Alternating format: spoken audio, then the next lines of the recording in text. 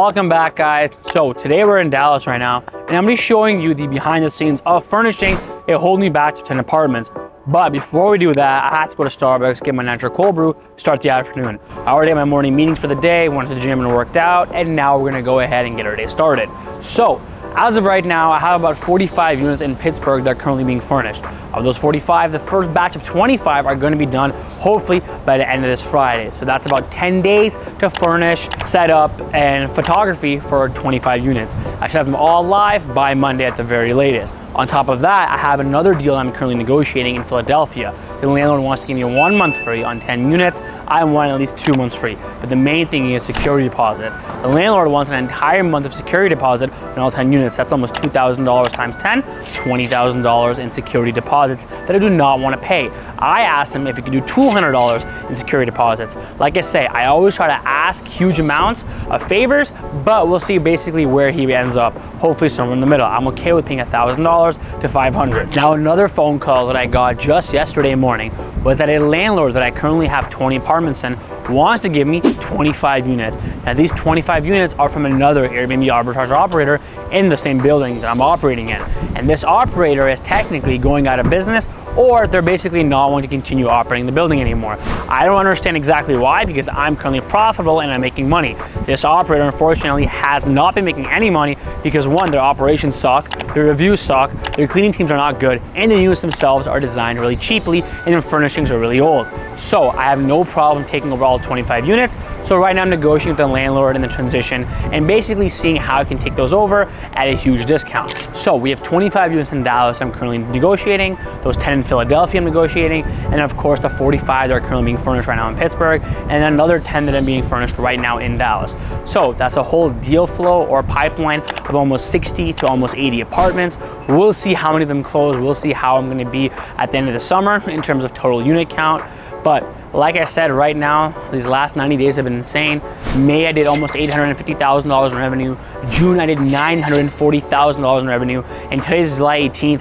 As of July 18th for July, I did about $725,000 in revenue. Hopefully, I hit over the $1 million mark in the month of July. So just in those 3 months alone, I've done almost a little bit over $2.5 to $2.7 million in revenue.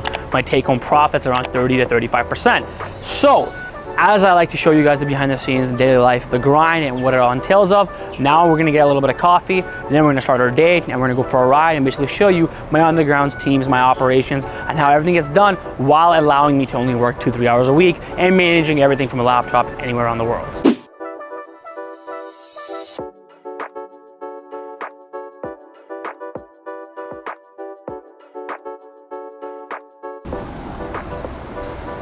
I always need my natural cold brew. So by the end of August, hopefully I should be at around the 325 to 335 unit mark. My goal for the end of this year is to get to at least 400 units. So I have about 5 months just to get to that 400 unit mark. I think it's entirely doable, entirely possible. Now next year, I want to go all the way to 600 units, maybe even 650, 700. We'll see. But my main thing is I don't want to continue working on the business even the 3 to 5 hours a week that I currently do. And that's why I hired a COO, a chief of operations. This chief of operations' entire job is to do what I'm currently doing. Flying out to cities, negotiating with landlords, keeping up current relationships, building out teams in different cities, having morning meetings, afternoon meetings, a lot of the big picture stuff that he's currently doing that I'm currently doing right now. Now, the only thing that I want to be doing is building relationships with new developers, people that are building buildings, brand new in new cities, new developments in different areas. Those are the relationships that I want to work on, and those are the deals that I want to do myself. And besides that, I just want to enjoy my life and chill out. So the main point of the CEO is to give me that freedom back and to give me the flexibility to not do any of that anymore. And I get the ability to actually stay home, spend time with my wife, spend time with my daughter, and actually, just basically do whatever I want to do. So the CEO's job right now is to learn everything that I'm doing. He's shadowing me over the next few months, and then eventually he's gonna be running the entire show from here on out. So currently right now, in terms of vehicles, the family vehicle is a Toyota Highlander. Honestly, it's pretty boring. It was nice when I got it, but obviously, can't really have Lamborghinis and Toyota Highlanders, doesn't really mix. So I'm thinking most likely I'm gonna get rid of the Highlander and probably get a BMW X7 or an XM. Those are good family vehicles, and honestly, if the baby vomits, diarrheas, poops, and barfs in it, I'm not really gonna care that much compared to, you know, vomiting into the Lamborghini Urus instead. So I think I'm gonna get an X7 or an XM, we'll see. I haven't even driven either of them, but they both look nice.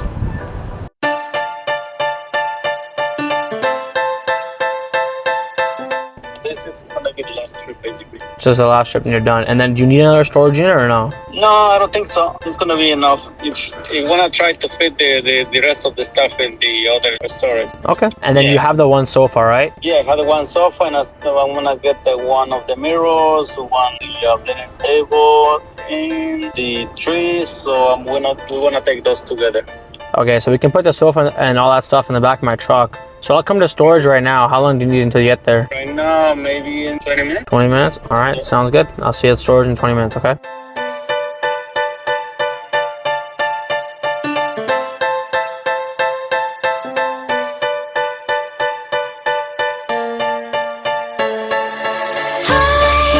I feel the shadows hanging over, but wait, now come closer.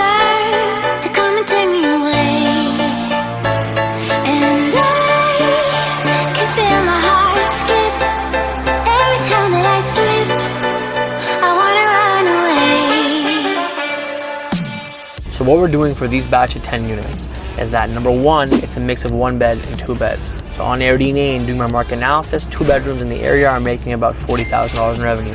Just my rent alone for the 2 beds is around $2,000, 1 bed is about $1,500. So I know my total rent for the entire year on a 2 bedroom is about $24,000. So I have a $16,000 profit margin to work with, not including my utilities and my cleanings. So I know I can at least get $45,000 in revenue if I increase the number of occupants that can sleep in each 2-bedroom apartment.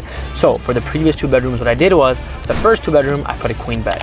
The second 2 bedroom, I put a full bed and a full bed. So now I can sleep 2, 2, and 2, that's 6 people. And most importantly, in the living room, I put a sofa bed. The reason why I don't add air mattresses anymore, because air mattresses are not recognized as a bed under the amenities section on Airbnb. This has changed recently. So I only add sofa beds now.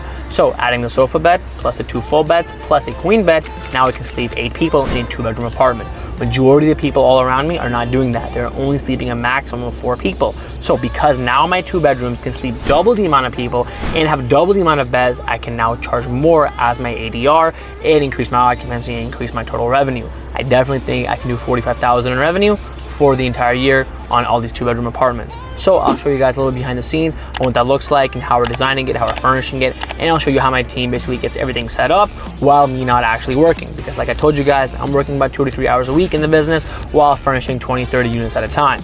And the only way that's possible is by building a team, a robust team on the ground running the entire show for you.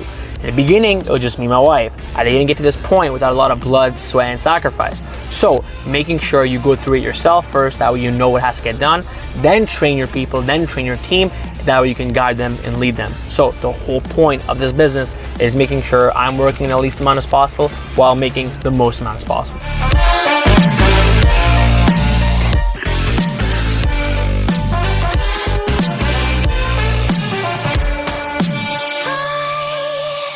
Shadows hanging over, but wait, now come closer to come and take me away.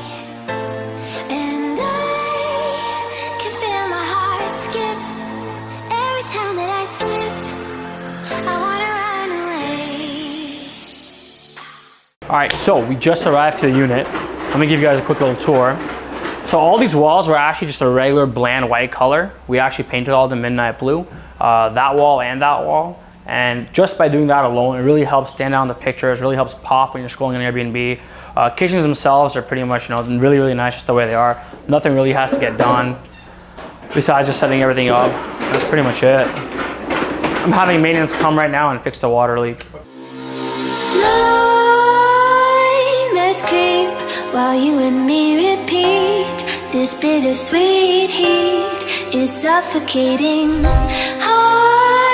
Waiting and always hesitating. Kryptonite desires set my heart afire. Heart on fire. Set my heart afire.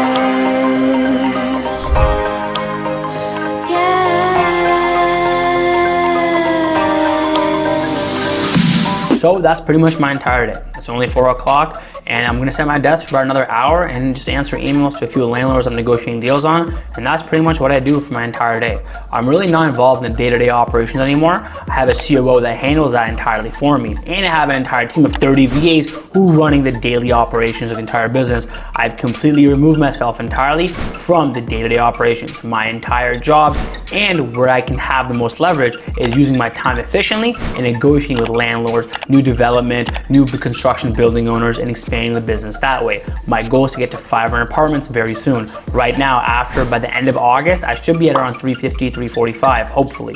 Now, to get to 400 before the end of the year is very possible, entirely doable. To get to 500, it probably would take another, I'd say, 4 to 6 months. But from there, the goal is 1,000 apartments. Just in the last 90 days, May did about 830,000 to 850,000. June was 940,000. And July, as of today, July 18th, from July 1st, I'm at 720,000. So I should be over the $1 million mark by the end of July. So in the last 90 days, I've done a little over $2.5 to $2.7 million in revenue. And the profit on that, as you guys know, is anywhere around 25 to 35%. It has gone down from last year. Last year, my profit was around 45% in the summer, but I've expanded the business a lot. So I have a lot more overhead. I'll have more maintenance, more storage, more housekeeping, more maintenance supervisors, cleaning supervisors, the COO that I hired. So there's a lot more overhead involved. So my margins have decreased. But like any business, that's normal, that's fine. You need to basically, spend more money to make more money. And at the end of the day, it's more net profit in my pocket. So if you guys liked the video, I hope you like, comment, subscribe. Follow me on Instagram. My Instagram is Hamza Zafar, and my TikTok is Hamza Zafar BNB, and my Twitter is Zafar BNB. Follow me on there, and I post a daily life, the actual behind the scenes of a real 8-figure Airbnb entrepreneur.